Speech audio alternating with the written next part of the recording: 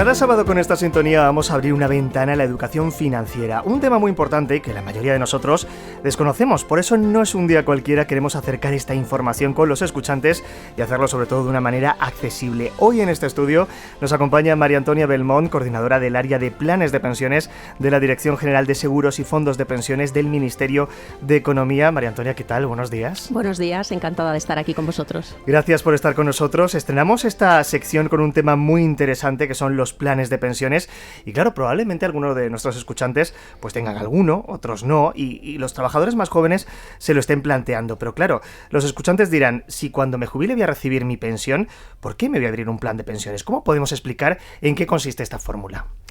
Bueno, un plan de pensiones realmente no es más que un instrumento de ahorro. Es un producto de ahorro, pero que va a tener una finalidad concreta, que es precisamente complementar a esa pensión pública, que es la que de la que estás comentando.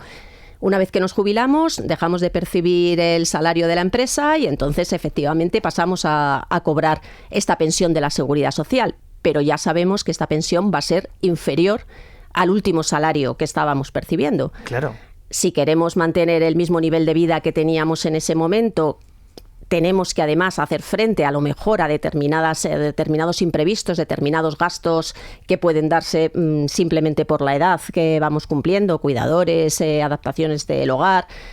Tenemos que tener otros recursos, hay que ahorrar. Claro. Entonces se ha creado este instrumento llamado plan de pensiones precisamente para que tenga esta finalidad, la finalidad para el ahorro. Lo vamos teniendo claro, pero claro, el concepto de plan de pensión, aquí hay que diferenciar que hay dos tipos, ¿no?, de planes. Sí, efectivamente. Tenemos los planes de pensiones personales y los planes de pensiones de empleo. Los planes de pensiones personales son aquellos en los que la persona directamente y voluntariamente decide ahorrar y contratar un plan de pensiones y realizar sus aportaciones para el día de mañana tener un colchón que pueda complementar a su pensión pública. En cambio, los planes de pensiones de empleo los crea la propia empresa. La empresa para que los trabajadores para quienes trabajan para ella, sí, tengan una jubilación mejor. Entonces, crea ese plan de pensiones y además aporta al plan de pensiones. Entonces, son diferentes, pero todos con la misma finalidad del ahorro para la jubilación. Por lo tanto, los planes de pensiones si son un producto de ahorro, ¿tienen alguna ventaja fiscal? Sí. Efectivamente, tienen unas ventajas fiscales porque, lo que se ha intentado siempre es fomentar este producto. Y para ello, las cantidades que se aporten van a reducir la base imponible en la declaración de la renta del año en el que se aporte. Es decir, si hoy realizamos una aportación, hoy en julio se realiza una aportación, sí, pues entonces cuando hagamos la declaración de la renta, reduciremos la base imponible por el mismo importe que hemos aportado y, por tanto, pagaremos menos impuestos. Hay quien, claro, nos puede escuchar y dirá, la palabra plan de pensiones pueda confundir, o porque suena algo, claro, a jubilados, pero claro, si es un producto de ahorro, mientras uno sea un trabajador joven, va a ir aportando más años a lo largo de su vida, por lo tanto, ese plan de pensiones va a ser mayor. Claro, efectivamente. Cuanto antes empiece a ahorrar, más recursos se tendrán en el momento de la jubilación. Por eso es tan importante concienciarse y empezar a ahorrar desde que se empieza, claro, la vida laboral. Totalmente. María Antonia, nos vamos a poner en situación, por ejemplo, tenemos un plan de pensión hecho, pero claro, ese dinero que nosotros hemos metido, ¿se puede tocar? ¿Podemos retirarlo cuando queramos? No. Realmente el plan de pensiones es ilíquido, tiene una finalidad que es la de la jubilación, también cubre otras situaciones como son la incapacidad, porque en ese momento también pasaríamos a cobrar una pensión de la Seguridad Social por incapacidad, o la dependencia o el fallecimiento, por supuesto. Fuera de esas contingencias, en principio no se puede cobrar. Hay dos supuestos excepcionales de liquidez habilitados, que es para el caso de desempleo de larga duración o por la enfermedad grave. Por enfermedad grave, tanto de la propia persona que tiene el plan de pensiones como de un familiar cercano. Luego, además, en situaciones excepcionales se habilitan, pero durante un periodo determinado de tiempo, se abren ventanas de liquidez, como por ejemplo, los últimos han sido por la situación de COVID, para los afectados por el volcán de La Palma o últimamente para los afectados por la Dana. Y lo que sí se permite a partir del 1 de enero de 2025 es la retirada de aquella parte del plan de pensiones que se corresponda con aportaciones anteriores a 2015, o sea, que tengan 10 años de antigüedad. Con lo que acaba de decir de situaciones de desastres naturales, como es el caso de lo que ocurrió con Valencia, claro, el Ministerio en este caso tiene que dar una orden para que eso sea posible y podamos retirar ese dinero, ¿no? Sí, sí, por supuesto. O sea, el Ministerio saca una resolución habilitando esa situación, ese supuesto excepcional de liquidez durante el tiempo que va a estar habilitado, que normalmente pues a lo mejor serán 6 meses o un año o el tiempo que se considere oportuno, y con los requisitos que tiene que cumplir la persona que pueda solicitar el cobro. Una de las cosas que me ha llamado la atención es que si vamos introduciendo, aportando dinero a ese plan de pensiones, no podemos aportar el dinero que queramos, sino que hay unos límites. Sí, efectivamente.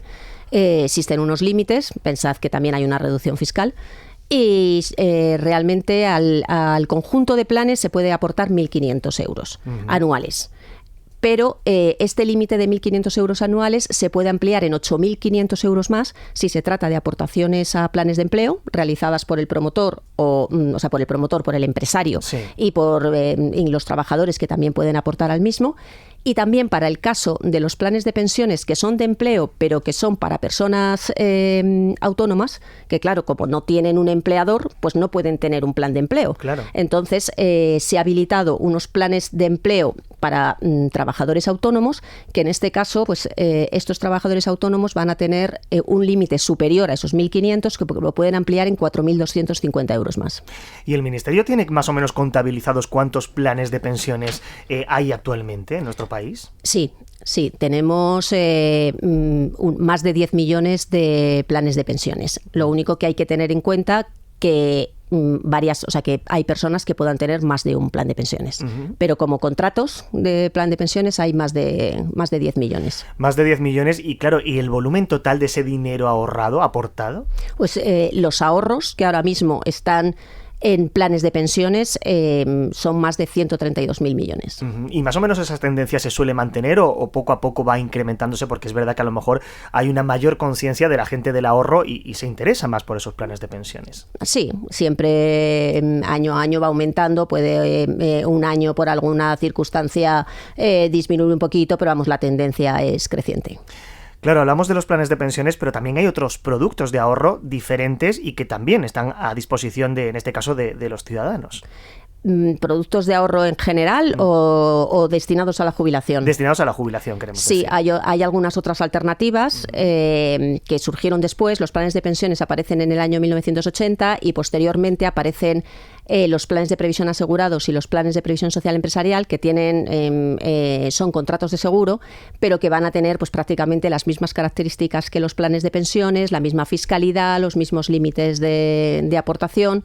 Y luego, como alternativa también a los planes de empleo, estarían los seguros colectivos, pero eso sí que es un instrumento que tiene más diferencias. Ya tiene diferente fiscalidad, diferentes límites, se diferencia más de los planes de pensiones. Yo creo que nos has aportado mucha luz sobre los planes de pensiones aquí en No es un día cualquiera, pero claro, imagino que los ciudadanos que nos estén escuchando y quieran tener más información, supongo que podrán acudir a la web del Ministerio de Economía para informarse al respecto. Sí, por supuesto. En la web del Ministerio, de la Dirección General de Seguros y Fondos de Pensiones, concretamente, tenemos un glosario de preguntas frecuentes en el que pues están diferenciados por temas y podríamos, yo creo que prácticamente está recogido la totalidad de las dudas que puede tener un ciudadano, y aún así, de todas formas, también hay un teléfono de información.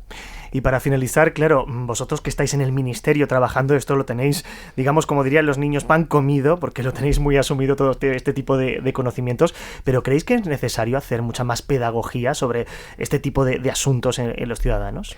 Bueno, yo creo que es importante. Lo que es la educación financiera ahora mismo se está incidiendo mucho en ella y es fundamental. Porque sí, efectivamente, pues todo el mundo ha oído hablar de planes de pensiones, pero a lo mejor pues las características concretas las desconoce.